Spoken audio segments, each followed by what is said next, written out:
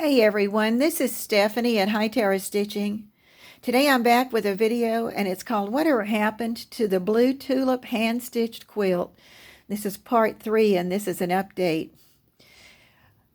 The other day I thought this is taking me a long time to do it between the yard work and deciding to renovate one of the bathrooms. I'm not doing it, somebody else is, but it sure does slow me down on things that I've been doing. And I thought about the tulip, and my son even said, you need to post every once in a while so they know that you're still working on things and what you are working on. And so that's where I am today.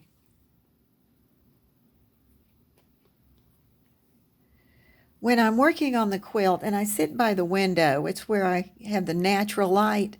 When I'm not working on it, I take and cover it up. And so here is the sheet that's got it covered up for right now. And that keeps the sun away, it keeps the dust off of it and some of the dirt, even if you walk by it and touch it.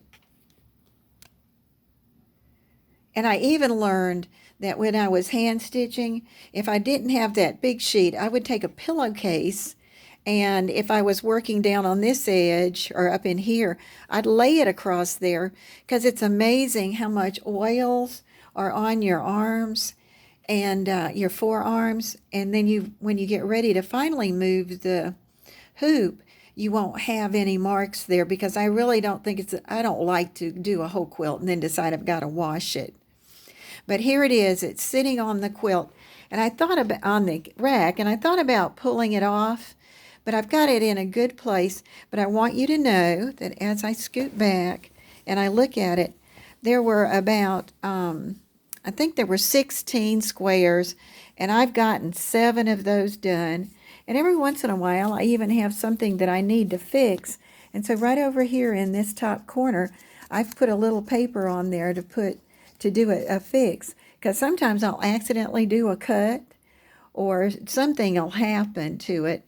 And the other thing I was thinking about for anybody who's a beginner, because there have been a lot of questions about, well, what about the back? And I talked about making sure that your needle is perpendicular as it goes down in. Well, if you look at the back of this quilt, the closest thing that I had that I liked was this blue floral material, because I thought it would look good. Now, you can turn it over and look and see how you're doing. But on this particular pattern, and even some that are busier, you don't have to worry as much with how your stitches look, especially when you're starting out. That's who I'm really talking to, is people. So instead of using a solid back the first go round, try and do something that's got a little more pattern in it. And it can hide some of your stitches till you get really good at it. And get a little better light here. I'm still liking the pattern that I did, that I put the leaf in there and then worked around it. And on the applique, I just didn't want to leave it alone, because after you do so much work. So I just did a simple top stitch around this part and then went into my center and just drew some straight lines and did those. But this was started in May, so I hope it doesn't take me that same amount of time to get it finished. But if it does, it's just going to be a nice thing when I get it finished. This is Stephanie at High Tower Stitching. Thank you for watching. If I have any notes or I missed something, I'll write it in the description. If this was helpful and you were glad to see that blue tulip pop up, and I am working on it, then just leave me a comment. Thank you.